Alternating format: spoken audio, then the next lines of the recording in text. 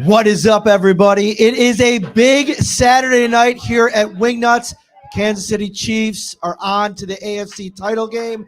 And tomorrow, the Buffalo Bills host the Baltimore Ravens for the right to go and face the Kansas City Chiefs in Kansas City once again. This is Shout, a Buffalo Bills football podcast, right back at Wingnutz for the second straight Saturday to give our final thoughts on Bills versus Ravens. I'm Matt Parrino, joined as always by Ryan Talbot. Cannot wait to get into this. We've already had our little preview show, but final thoughts, wrapping up everything going into tomorrow night's matchup. I cannot wait. We are brought to you by Tops Friendly Markets, and right now, there's a lot of people disappointed about the Mega Meat t-shirt isn't making a comeback. But I got to say, one of our Shout insiders, David, he made us our logo shirt about 6 months to a year ago. He made another one. He updated the logo and sent us some more shirts. So, David, we love you. Shout out to you if you're watching. But we're brought to you by Tops Friendly Markets. That's right. Head over to Tops tomorrow morning. It's a late kickoff. Get everything you need for breakfast. Hatfield bacon, buy one, get one free. Chobani Greek yogurt, 10 for 10. You can get coffee creamer, buy one, get one free. Eggs, 2 for $7, and so much more. Head over to Tops for everything you need for breakfast tomorrow morning. So a little bit of inside the Shout podcast here. He spends more time preparing for his Tops read at this point than he does preparing for Bills talk. So I really appreciate that about you. All right. One thing I want to talk about, and we were talking about with some of our buddies here off to the side as this game was going on. Chiefs win. What is the thought process in game? And obviously it takes a different tone at this point because the Chiefs did win. But had they not have won, would that have taken some of the excitement out of a potential Super Bowl run to not have to go through Kansas City? What do you think about that? I don't actually. And it was another insider that kind of brought it up earlier in the week. What kind of would have been cool if it would have played out is you defeat the Ravens this weekend, if possible. Then the AFC Championship, you host the Houston Texans. And if all the stars align, maybe in the Super Bowl, you get the Rams and you get the three teams you lost to in the regular season lined up back to back to back. So the stars were not aligned. That is not how it was playing out now. Once again, you have the Kansas City Chiefs in the AFC Championship game. It almost just feels like something you come to expect year in and year out now. And now it's up to the Bills and the Ravens, the winner of that matchup, to make sure that team cannot go back and try to win for the third consecutive year in the Super Bowl. They also made a great point that the Bills beat the Chiefs in the regular season, really the only team to do it. I know they lost in that weird Denver Broncos game at the end when they sent out their practice squad. So I guess you would have had that, but it's going to be the Kansas City Chiefs. And listen, I don't think anything we saw in this game has you thinking any differently about the Kansas City Chiefs at this point. Travis Kelce went off. I don't know what this vaunted Houston Texans defense was thinking in the second and third quarter, not defending the greatest tight end of all time, but that's the direction that they took. A lot of pressure they got on Patrick Mahomes. I still think there's some offensive line issues, but we'll talk more about the Chiefs next week. Let's start talking about the Baltimore Ravens. And what's your final big thought on this game as you sit here? We've marinated on this thing all week. It's been up and down. We've given our predictions already. But how do you feel now less than 24 hours from kickoff? You know, I really do think this is going to be a coin flip game. But I went back and I watched the last playoff matchup between the two teams. And the Bills only had about 6,000 fans in the stadium for that, obviously, the COVID time. But the fans were loud, and they really did throw the Ravens off of their game. 8 penalties in that matchup, I believe, for 57 yards, backed them up into some tough situations. The Ravens on the road this year have had issues with penalties. They had about 8.5 penalties this year on the road versus about 6.4 at home. So then it needs to be loud tomorrow at that stadium. And there's no doubt in my mind that the Bills Mafia are going to be extremely loud. If you can back up the Baltimore Ravens, stunt their drives a little bit with offensive holding, false start, delay of games, that's how you can get them to punt the ball. That's how you can get some points on the board and maybe make them one-dimensional. So a lot of fans I've talked to this week, they talk about Matt Milano being back, Terrell Bernard, Taron Johnson. They weren't there in week 4. And I think that matters in the run game. Don't get me wrong. I think that's going to help try to take Derrick Henry down in the backfield, hit him in the backfield, not let him get going. But where I think those three matter the most, talking to guys in the locker room this week, it's the communication piece, and it's defending Lamar Jackson, the passer, who has never been higher in terms of the height of his powers. I mean, I know they're not going to have Zay Flowers tomorrow, but you look at Mark Andrews, you look at Isaiah Likely. These are two guys that have consistently been amongst the best pass catchers in the league at the position. And I think that's, to me, secondary to what Derrick Henry brings and what they have to do to stop him. You can't let Mark Andrews and Isaiah Likely let you kind of maintain drives, keep it going down the field. And I think Milano in this game, but more specifically, Terrell Bernard in coverage is going to be one of my key factors to the Bills, keeping the Baltimore Ravens from kind of scoring touchdowns. Drive after drive after drive. Yeah, they have no shortage of weapons, even without Zay Flowers. Flowers listed as doubtful for this game. Ravens elevating Anthony Miller, which gives you kind of that hint that Flowers isn't going to be able to go. But Rashad Bateman can still be that separated down the field. You can still use him in a lot of ways. You mentioned the two great tight ends. Even behind Derrick Henry, you have Justice Hill. You have a lot of guys that can hurt you in multiple ways, both rushing the ball in the case of Hill, catching the ball out of the backfield. The Bills just need to make sure that they are in position. And with those three leaders that you mentioned that were not in that first game, you have to remember, Balin Spector, he's not used to playing such a pivotal role. Dorian Williams was the other linebacker in that matchup. The communication, the issues that they had in that game, the chunk plays that they gave up, the first play of the game with Derrick Henry taking it to the house. I feel like the communication is going to be better. The Bills are going to be in the right positions, and that alone is going to make this game a lot different than their first matchup. We're here at Wingnutz, 1402 Millersport Highway in Amherst, New York. Come out for the game tomorrow. They're going to have drink specials, wing specials. The menu is absolutely insane. They take care of you here inside Wingnutz, and pretty soon the new location is going to be opening. We're really excited about that as well, over by the airport, right next to the Buffalo Airport Hotel. Really exciting stuff. I want to talk about the linebacking situation and how the Bills can approach this. One of our insiders sent a message in about this. You're going to see a lot of Bernard and Milano out there with Taron Johnson, for sure.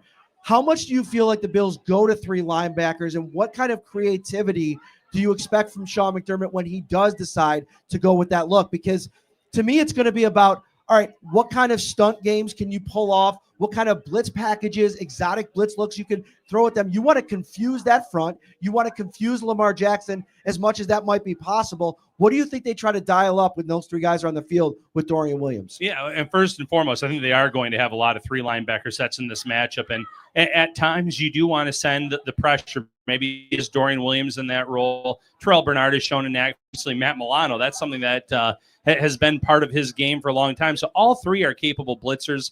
And then you have the sideline-to-sideline ability with that trio as well. So I don't see a lot of downside, especially in early downs, to have those three linebacker sets. If Lamar decides to start passing out of it, it's not like you're having a severe drop-off in terms of the coverage abilities. It's not an A.J. Klein situation, a Balin Spector situation. These guys can all fly. They like those linebackers that have the mobility to go sideline to sideline. It's why when they drafted Matt Milano, he's a converted safety. They have guys that can do that. So I think you're going to see a big spike in three linebacker sets versus that first matchup. It's fun. We spent all last week talking about the importance of third down defense, and the Bills came out against the Denver Broncos and absolutely shut them down on third down. And I think that continues to be an important ingredient to what they want to do in this game, because every drive that ends in a field goal attempt or a punt is a success for this Bills defense. And I think Justin Tucker, we're seeing it all over the NFL this season. We saw it today with the Houston kicker, Keami Fairbairn, who's been as consistent as any kicker in the league, missing an extra point.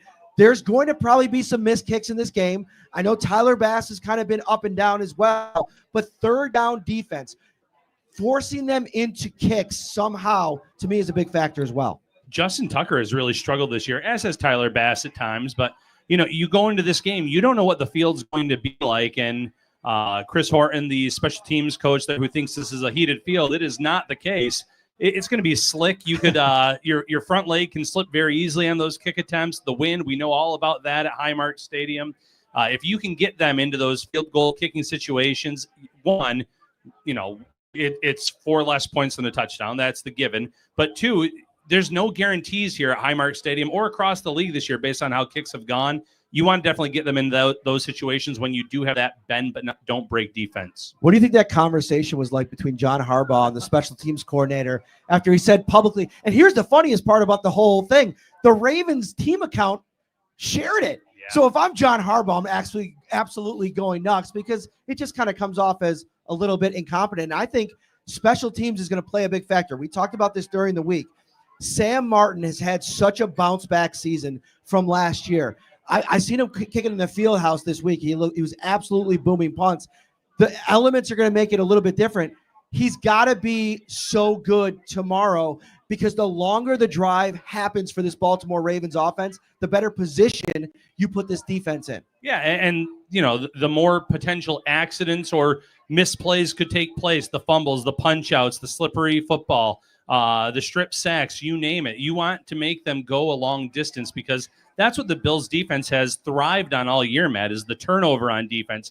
Not so much the 3 and outs that we saw so much last week against Denver. So the Ravens have really downplayed the weather conditions. Raquan Smith saying it's not going to be a factor. It's not going to be an issue. Lamar Jackson won't wear the gloves. I wouldn't be shocked if there's a few turnovers by the Ravens tomorrow night. We're here at Wingnutz, 1402 Millersport Highway, Amherst, New York. Come on out. They're open late tonight and then obviously tomorrow for the big game. And a couple of things like some housekeeping. Alec Anderson not on the final Bills injury report, and this is a massive development because that calf injury early in the week, it really gets you a little bit worried from a Bills fan's perspective because it's so much a part of their identity running those 6 offensive linemen out on the field. And I think they want to be big, physical. I think you're going to see some Reggie Gilliam tomorrow, a lot of Alec Anderson as well. He's going to be good to go. The only guy on the injury report is Ray Davis, but they have not elevated a running back off the practice squad. It was Jalen Verl and Will Clapp, an offensive lineman, which I think means Ray Davis, who was questionable, probably good to go. Yeah, that was the most encouraging sign of those practice squad elevations. Much like last week, I would anticipate both of those 2 players being inactive. You just give them a game day check. Nice pat on the back for the work they've done throughout. But you were waiting to see, was Frank Gore Jr. going to get an elevation? What were they going to do if Ray Davis wasn't going to be available to play? And sure enough, when you go with an O-lineman and a wide receiver, that's an encouraging sign that your rookie back is going to be capable to play maybe as that number 3 running back in offense and as a kick returner as well. All right, so every time we do one of these live shows, we like to do a fan segment where we bring everybody up. If you want to come on the show, line up right behind my good friend Scott right here, and we'll bring you up one by one. Before we get there, though, I want to give out our X factor of the game. You were right on the money last week when you called out Ty Johnson as the key factor in that game for the Bills. Who do you got this week? I'm going with Dorian Williams. He was one of the few defenders that played well at first matchup against Baltimore. I know that he's the number 3 linebacker on this team. But as I mentioned earlier, I'm expecting a lot of 4-3 defense against this Ravens team. That's going to let him fly around the ball. He made some great plays in the first matchup. I think he might have another one in him on Sunday night. So for mine, it's not a splashy pick. And I know that you're probably, even as you're watching the game live, it's nothing that he does is necessarily going to pop out at you. And if he has the kind of game I think he can have, it's not going to pop out to you because the guy that he's going up against is probably not doing very much. And that's O'Cyrus Torrence. And I think what they did in week 4, the Baltimore Ravens, they moved some of their faster edge rushers to the interior and allowed them to go up against the second-year guard and at times put him in a bit of a bind. From the conversations that I've had, and I think Josh Reed talked to Eric Wood about this week for Buffalo Kickoff Live, O'Cyrus Torrence' second half of his season has been tremendous. One of the most under-talked about storylines because Spencer Brown gets a lot of the headlines, Deion Dawkins, rightfully so. And oh, by the way, did you see the highlight of Deion Dawkins absolutely blowing up Jonah Ellis in that game last year? It broke part of his back. I mean, he's going to be out probably till April or May. Deion Dawkins is an absolute just freak athlete that we don't talk enough about. But I think what in this game, however the Baltimore Ravens want to attack this offensive line, whether it's with their big defensive tackles or moving some of the faster edges inside, O'Cyrus Torrence has to hold up, and I think he's taken such a big step second half of the season. I'm expecting him to have a really important game. When those PFF grades, this is the bold prediction. When those PFF grades come out on Monday morning, I think Osiris Torrance is going to be at the top of the list. That is actually a pretty bold prediction for anyone that PFF hates him. Yeah, anyone that looks at those PFF grades, he's usually right there at the bottom of the list, despite always making plays, never getting called for penalties. Has not been a darling to that website. So that is quite the bold prediction. If there's one unit I expect to really learn from that first game, it's going to be the O-line. Aaron Kromer is one of the best coaches in this league. So I think they do come in. They protect Josh a lot better, which allows Allen to scan the field and make plays down the field with, Amari Cooper, who wasn't here in this first matchup, Keon Coleman, who was very early into his career, Khalil Shakir, and that list goes on. You're really good at those reads these days. Why don't you do why don't you set us up for the insider read? Ooh, absolutely, Matt. Yeah. If you have not joined yet, please consider becoming a Shout Insider. 24/7 access to Matt Parrino, Ryan Talbot. Hit us up with questions. Throughout the year, we will give you our insider analysis. We'll let you know during training camp who's standing out. We'll give you our draft analysis. It is a year-round service. Consider signing up today. 2-week free trial and then $3.99 a month after that. Nobody wants any draft coverage yet, Talbot. Don't rush it. Don't rush it. The Shout text line is brought to you by Carrie C. Byer, attorney with the law offices of Francis M. Litro, located at 237 Main Street in Buffalo, New York. If you or someone you know is seriously injured, give them a call, 716-852-1234, or check out litrolaw.com. All right, Maniac, get up here, buddy. You're going to lead us off. We got a celebrity in the house. Get up. Yeah, they're right here.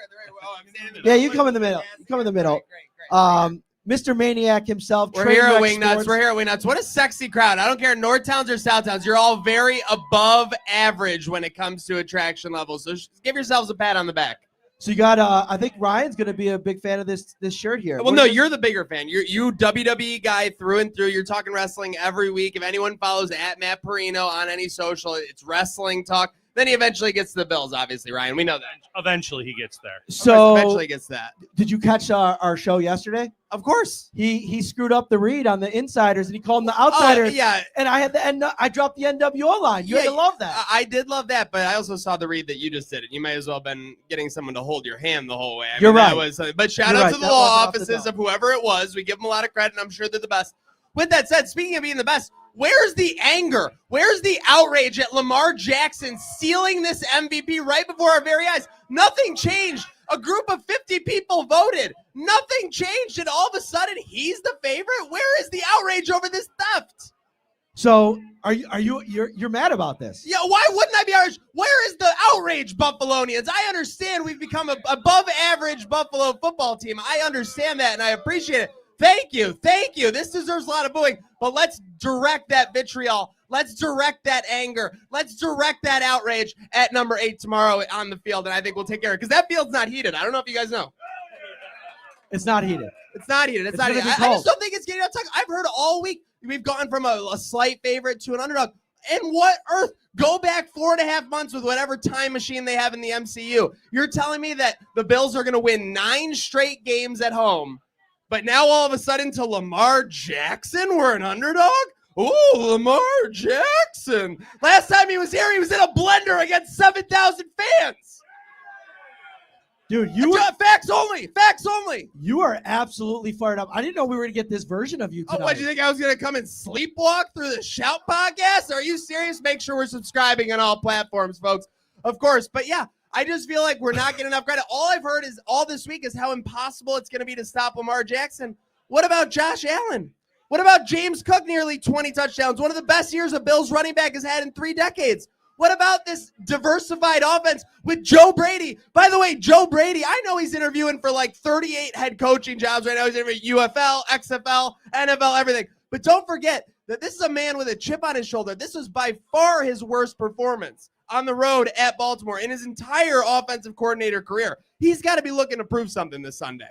Dude, you are absolutely dialed up. But one thing that you said in there I think is really important, Ryan, is that I feel like because the Bills offense did struggle in that game, pre-Amari Cooper, there's this idea that this Baltimore Ravens team, which I don't think it's better than the Denver Broncos, especially in coverage. There's some real issues on the outside.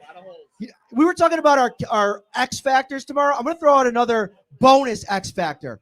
Rookie wide receiver Keon Coleman, I think, is going to have a huge game tomorrow. Listen, he's a guy that I think a lot of people don't think of as a big-time performer, but I think he's a kind of sneaky guy that gets dialed up for games like this. I think Coleman could have a big one tomorrow. I could absolutely see that, especially when he's lined up against Stevens. Throw the ball down the field, give him those one-on-one matchups. But regardless of who he's lined up with, that's what the Bills drafted him for. Those sideline plays, the deep shots, the 50-50 balls. Opportunities are going to be there. And the offense from week 4 is significantly different from what it was then to what it is now. They were still trying to figure out everything in terms of the pieces, the snap counts for the players. Now you have Amari Cooper thrown into the mix. They've obviously upped it with Khalil Shakir in terms of his targets. We've talked about Dalton Kincaid finally looking right and looking healthy after that knee injury late in the year. They have a plethora of options. Khalil Shakir as well.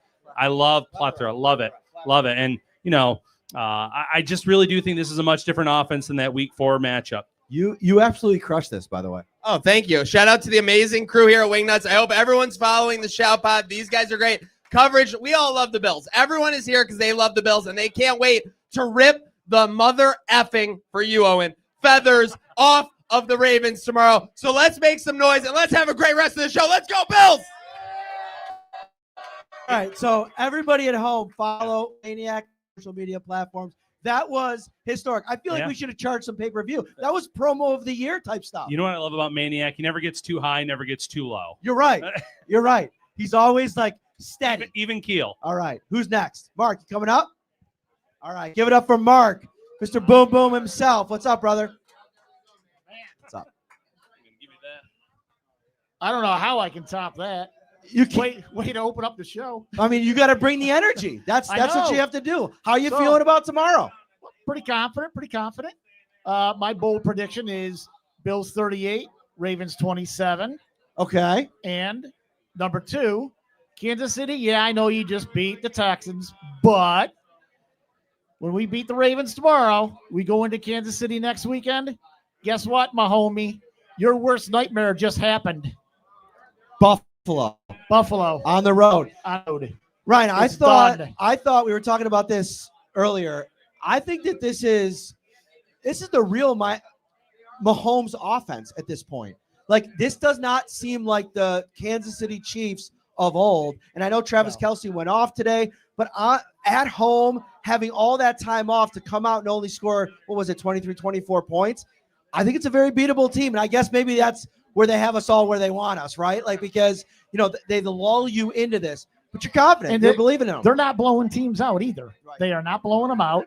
They're getting lucky. I mean, they should have lost like at least 5 games this year. They got lucky on 5 games. So, and now my question is Rasul Douglas ever going to get his pick 6 this year? That's a great question. Because he has no interceptions. He has 0 interceptions this year. He had 4 last year. So they bring Rasul Douglas over at the deadline. Last year, he has 4 and a half a season, and he doesn't have a single 0 pick this season. Maybe hey, are you throwing that bold prediction out? I've been calling it all season. I've been every time I come out here. Rasul Douglas, he's going to get his pick 6. I know he's frothing at the mouth at it. He's got to do it tomorrow. He's got to pick off Lamar Jackson, our MVP. Yeah, right.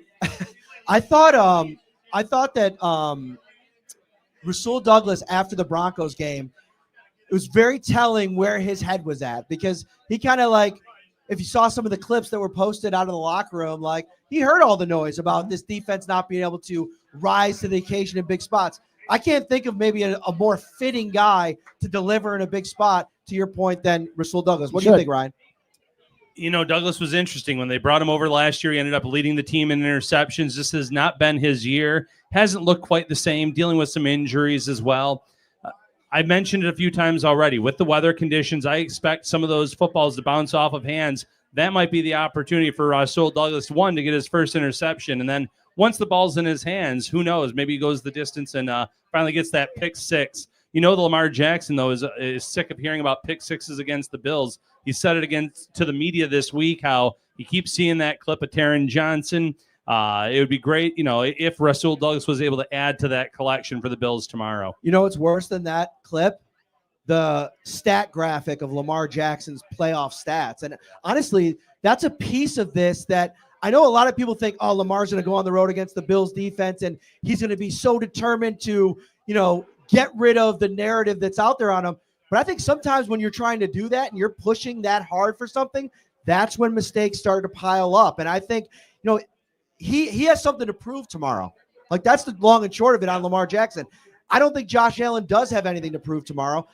I think that this game sets up well for what the Bills want to be offensively and maybe not so much for what the Baltimore Ravens want to be. Yeah, absolutely. There's the big storyline about Lamar not being able to win those meaningful games in the playoffs against the best opponents in NFL. And you've seen the defense step up time and time again over the years, but that offense of the Ravens has just not been able to get it done. And it doesn't all fall on Jackson. There's been turnovers that have not been his fault in previous years. But when you're the quarterback of the team, when you're the two-time MVP, when things don't go right, you shoulder the blame. So there is a lot on his shoulders in this matchup tomorrow, going against Josh Allen, knowing what awaits the winner of this game as well, going into Kansas City for the AFC Championship. All right, Mark, hit us with your final thought. What do you got?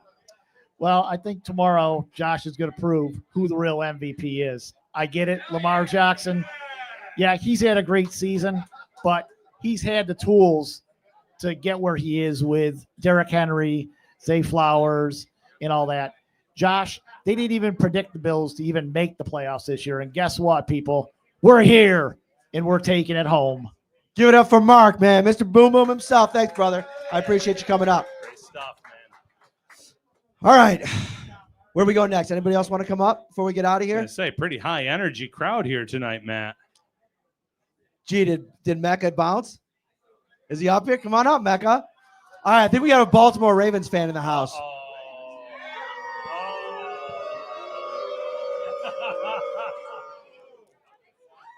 What's up, brother? How are you? How you been? Good. So, are you here from Baltimore today? No, absolutely not. Are you a Bills fan? Bills fan, huge. Oh, but your buddy's a Ravens fan. Okay, never mind. He's not a Ravens fan. He's not a Ravens fan. That's my fault. All right, so what do you think about tomorrow? I think we're gonna win. Yeah. Who do you give us more? I mean, the people are waiting for it. Well, I think we're gonna win. My friend, so he's coming for the Ravens. So I'm trying to make his day terrible tomorrow. So what goes into making his day terrible? Is there anything you're going to take him around the tailgates and just tell people that he's a Ravens fan? Basically, just tell him he's a Ravens fan and then just throw snowballs and stuff at him, stuff like that. Those might be some ice balls because it's going to be freezing tomorrow. All right. What would you say, like, this is actually my first Bills game going to as an adult. Like, I can't even remember going to a Bills game. So what would you say I should, like, be doing? All right, so first and foremost, do you have long underwear? How long? All the way to your toes. I think I can do that, yeah. Okay, so that's first things first. Little like we're getting kind of personal here. Even in the press box, I wear long underwear to the game. And I sit in the press box the whole time, but I'm soft. And I accept that I'm soft, and I need that kind of protection. I also have heated gloves. What do you think about that? I think that's a great idea. I don't know what to expect. I heard it's gonna be like really cold. I don't know. So it's gonna be like in the teens or maybe even below 10 degrees, but it's gonna feel like 0 or below. So it's pretty much worst situation imaginable weather-wise. Oh yeah, wonderful. Football weather. All right. So final thought here. How do the Bills win tomorrow? Who do you like the most to really carry the team? Okay, so I was playing Madden the other day, and I played Bills versus Ravens, and I beat them 31-30. So I got a feeling that that's what's gonna pan out. So you're really obviously close to my cousin Mark. He's coaching basketball over in Taiwan right now. He likes to call himself like the Madden King, but you would take him, right? Of course. Have you guys played online at all? No, he's always too scared. Okay. Exactly. He's always too scared. That makes a lot of sense. All right, give it up for Mecca. Thanks, buddy. I appreciate you coming out. You had this poor man booed, accusing him of being a Ravens fan. Unbelievable. Eat that L. And I'm going to also blame it on my cousin who texted me that he was coming out tonight and may have just given me faulty information. So it wasn't all on me, folks. Okay. Anybody else want to come out before we get out of here? We got here. We're at the 30-minute mark. We have time for one more. Anybody else? Dan? Is Dan here? Oh. Where is he? Here he is. He's coming up. We looks like we have 2 more. Give it up for Dan Hagar, WGR legend. Is that too much? I think it's a little too much. I don't think it's enough, to be honest with you. All right, so how you feeling about this game? I'm really excited. I think I'm confident. You know what I mean? Like somewhat confident. So I'm excited, and I don't know. I think we can. I just think that they're going to be ready to attack where we need to attack. That's what it is. Who's your X factor in this game? Who do you think has to play huge, have a big performance for the Bills to win this one outside of Josh Allen, of course? Well, I think it has to be Sean McDermott. I think it has to be Bobby Babich. I think it has to be Sean McDermott. I think it has to be. Are they going to do what they need to do to stop whatever the Ravens are planning? Right? Are they going to be ahead of them? Right? And same thing next week if they can win. They got to do the same thing next week. So I got some feedback on my question to Sean McDermott yesterday at the end of the press conference. I asked him, listen, if you turn on the national shows, the big thing that I'm hearing, and a lot of like the national podcasters who dive into the film, former players as well, the big comment is the Bills are too small to deal with this Baltimore Ravens offense. So I basically asked Sean that. I probably ended it poorly. I said, are you big enough? I probably could have thought it with a more creative way. But he said, I guess we'll see on Sunday. And part of this is I think this group is motivated to prove that they're not too small to go up against this Baltimore offense.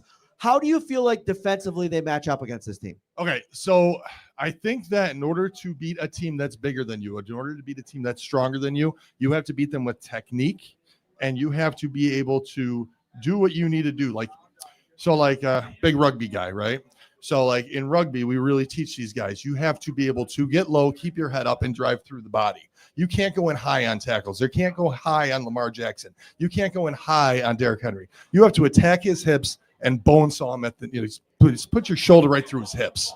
That's got to be the key, right? Totally technique. It's got to be technique. Technique first. Technique takes over any size. That's my call. I like it, Ryan. Yeah, I love that. And, Sean McDermott, after that win against the Broncos, said he went right into his office and started game planning for the Baltimore Ravens. And people forget there was at one point this talk years ago about Lamar Jackson and how do you stop a guy like this? It was Sean McDermott that kind of came up with the game plan and the blueprint for that. Now, can he do it again when you have Lamar Jackson and Derrick Henry? We'll see. That's pretty much what he said. And like you said, I think we'll see that in a few clips as the Bills pull this game out. All right, final prediction, and how does it happen? All right, I think it's going to be a 24-14 Bills win. I think it's going to happen through that great mix that we've seen all year of the run and the pass. And then on defense, again, just make your tackles. Do not miss tackles. That's how you hold them. Give it up for Dan Hagar. Thank you so much, my friend. Awesome to have you on the show. With a few more. Yep. Come on up. I think we got a few more out there. Sarah is in from Delaware. Honey, did you meet Sarah? Where's Caitlin?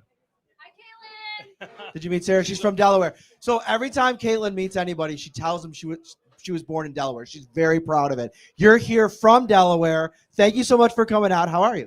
I am doing well. I'm here with my brother. He does live here, so I'm excited to just hang out with him and get to a Bills win tomorrow.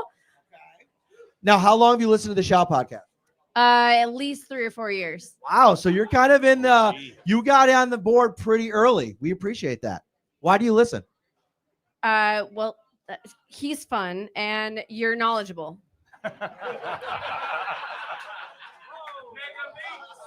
So otherwise, you could have said he's fun. You bore the shit out of me, but it's a great show.